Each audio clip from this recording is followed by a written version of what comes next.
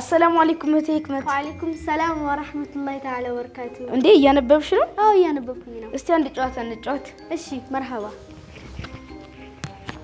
እንኪ ሰላምታ በምንታ በሶላት ምን አለ በሶላት የቀልብ ማርጊያ የጀነት ቁልፍ ናት።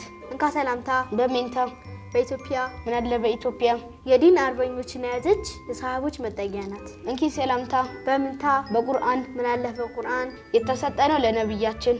እንካ ሰላምታ በሜንታ በዒድ ምን አለ በኢድ በዓላችን ኢዳችን ነው የመተባበርና የመዋደድ። እንኪ ሰላምታ በምንታ ባሱና ልጆች ምን አለ ባሱና ልጆች ናቸው የሁሉም ምርጦች። እንካ ሰላምታ በሜንታ በጥምጣም ምን አለ በጥምጣም ከቁርአንና ከሐዲስ መቼም አንወጣም። እንኪ ሰላምታ በምንታ በመድረሳ ምን አለ በመድረሳ የዲን ዕውቀት መገበያ ነው የኛ መድረሳ የማይረሳ።